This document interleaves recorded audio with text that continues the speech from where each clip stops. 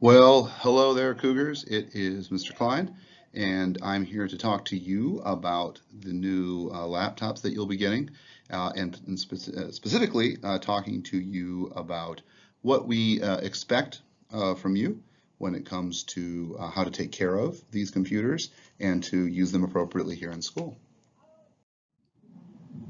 One of the questions that students ask me is, why is the school district giving us a laptop? And the answer is because we want you to have the educational benefits and access to the technology that you'll be using when you are in the workplace in a few years. So we want you to be able to do the things that you need to do with a computer and learn both the skills that you need to be a successful future-ready student, but also to use the technology that's available. So the whole purpose of the laptop program is learning and education.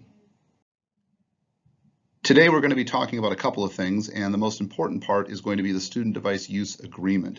You can find a full copy of this use agreement on the CRCSD website. It is several pages long. We'll be going over the highlights of it today, and you will be signing that you acknowledge those highlights and understand the basic rules of taking control of one of these devices that is issued by the school district.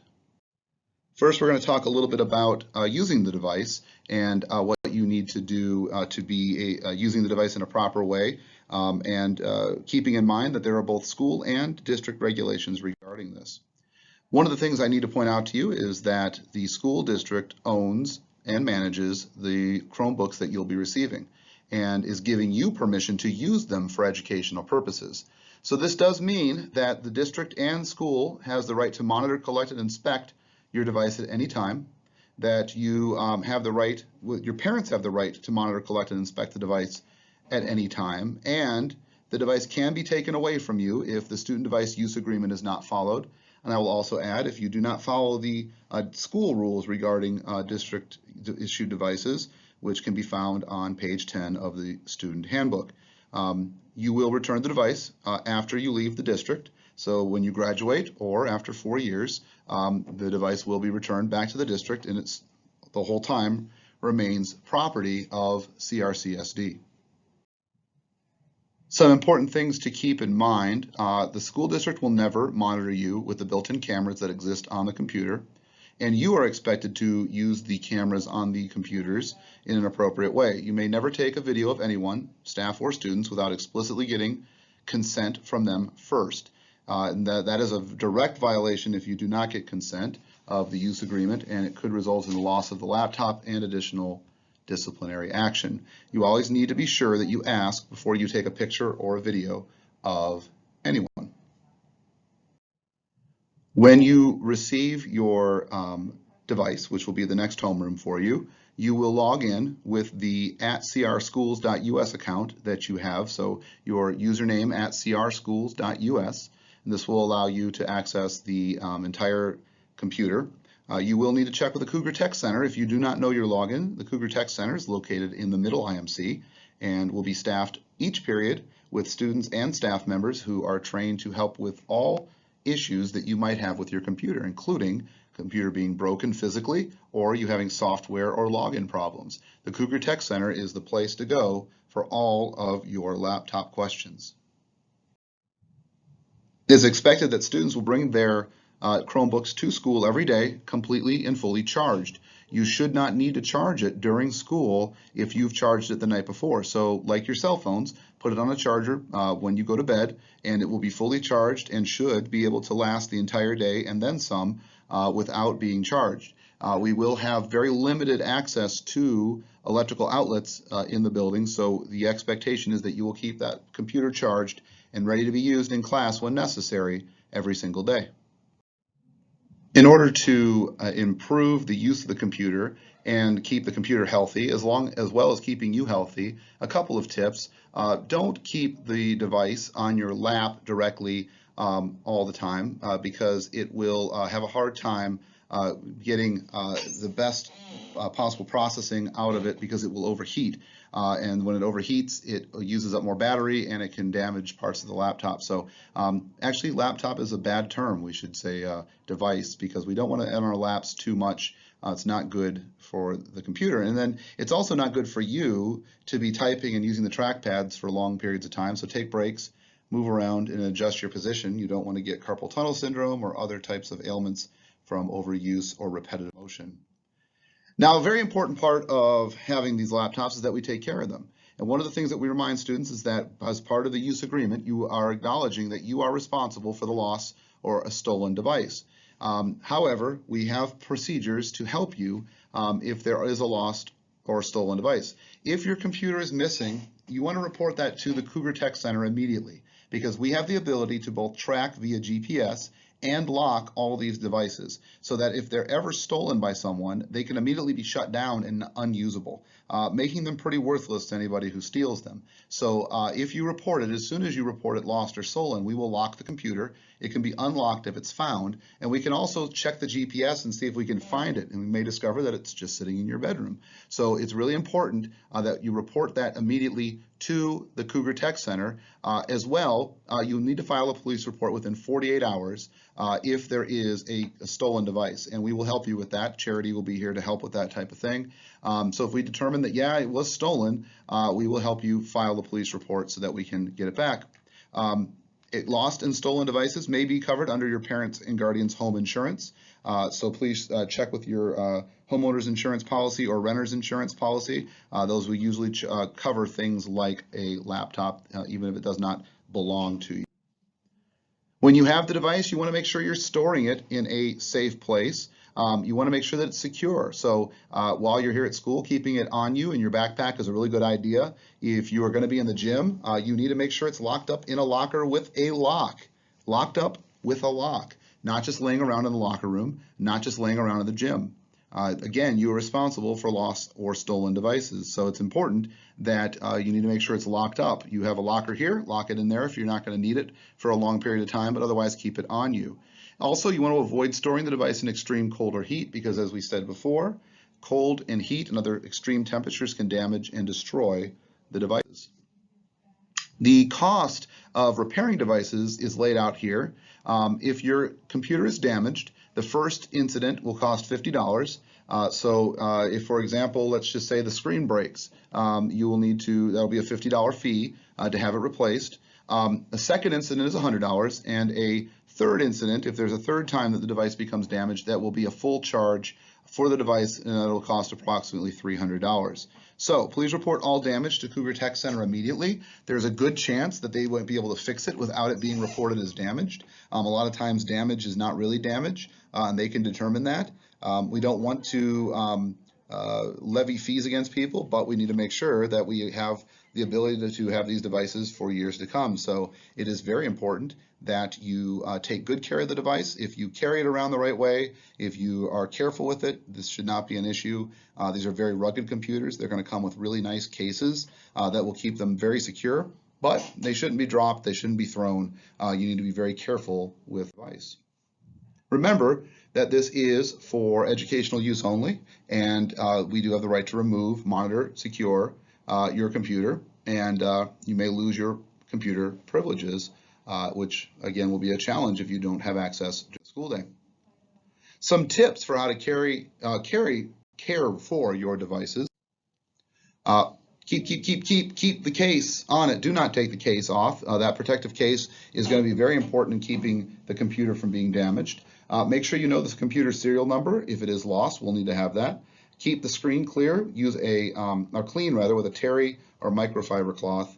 Always keep the device secure or with you. Make sure you keep your passwords private. So when you change your password for the district, make sure you don't tell everybody what it is, because you're responsible for what happens under your account. If you give your password out and other people do things in violation of the terms of service, we will not know who did it. It will only show as being under your account. And be very careful, no pens, pencils, or anything inside the computer on the keyboard, especially when you close it. That's the #1 way that these things get broken. Don't leave anything on it.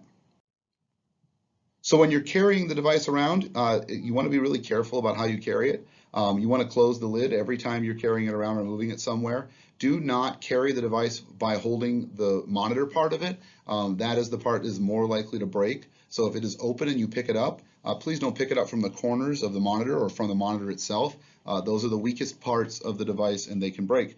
Carry it from its base and don't remove that protective case. It's really important that you keep it on there to keep the device secure, and that will again prevent damage and prevent potential fees for you. We also want to talk about how you protect yourself and the information that you have as you use this device. We want to make sure you're safe and secure. So there's a couple of tips here. You want to be internet awesome, says the school district. So we want to share information very carefully. Don't fall for fake things like fake emails or attempts at spam. Secure your passwords. Be kind, and that's a pretty obvious one, I think. And of course, if there's issues, we need to talk about those issues and bring them up. So very quickly, be smart about what you share online and other places. You should be keeping phone numbers and addresses private. You should keep sensitive information to yourself. You don't want information out there that could result in you or your family having difficulties or problems. As well, you need to be careful about scams that are out there. In your school account, your email account, which we want you to be using, you'll be getting email that may look like something that really is not what it is. It may look very close or similar to a real email telling you that your account's been broken into and you need to verify something or you need to send money to somebody. If it doesn't seem legit, make sure you come and report it to us. It's better you report something that is legit than you don't report something that is not legitimate. We don't want you to get involved in any kind of scams, and so be very careful about the things that you open, emails that you get, and things that you see on the internet. As well, make sure you keep your passwords to yourself. Select passwords that are unique and not easy to crack, and do not share them with friends because again, you are responsible for your accounts, and so if something happens with your account, the excuse can't be, well, I gave someone my password and they did it, because there's no way that we would ever be able to prove that. And of course, please be kind. When you're using social media, when you're using internet connected devices, the opportunity exists to hide behind the screen, and that is not a good thing. If you are tempted to say something that is going to hurt somebody, then think about what you'd feel like if someone said it to you or someone that you loved, and if that feeling is not good, don't do it. It's kind of the old rule. If you can't say something nice, don't say anything at all. If you see bullying or any kind of negativity, please report it so that we can address it. We need to use the internet in a way that makes lives better. And if you are witnessing something that's inappropriate, please let us know. Report things to us so that we have the ability to intervene if we can and stop individuals from doing things they should not. There's a couple things that will be that are on the Chromebooks that will help protect you and you should be aware of. First is Securely, which is a web filtering program for the school district, and basically it will block out websites that are inappropriate. It will block out information that's inappropriate. Now, no web filter is perfect, and so they update all the time, but it also will track everything that you do on the device. And as we stated before, the district and your parents have a right to know every website, everything that you do with the computer. And so everything that's on that device will be saved in the Securely cloud, and if we needed to, can be easily accessed. As well, when you are in school, in the classroom, your teacher will have the ability to see what's going on in your computer via what's called GoGuardian. It's a program that will be installed on your device, and it will allow your teacher to see what you're doing. They'll also be able to rewind and see what you did, and they'll also be able to lock your computer so that you are either stuck on their screen or you are just locked out completely so that you can pay attention to them. So just be aware, these are on all of the devices and will be used by teachers in the classroom. So now the good stuff, there's two things that you need to do. One, you need to take the quiz on this presentation.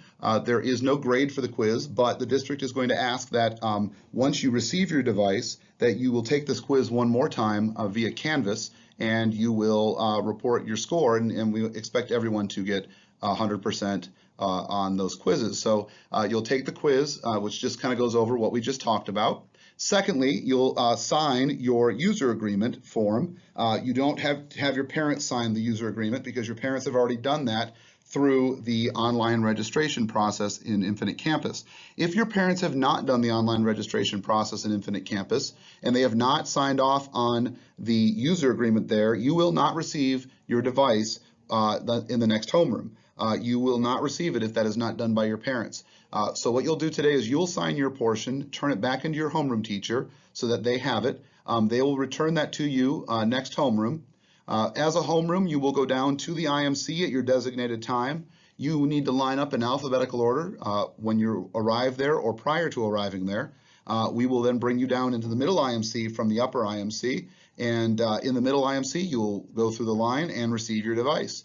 And once you have it, we'll give you some instructions on how to set up Gmail, how to make sure that your Google Suite is all set up, and allow you to do some of the additional modules that exist.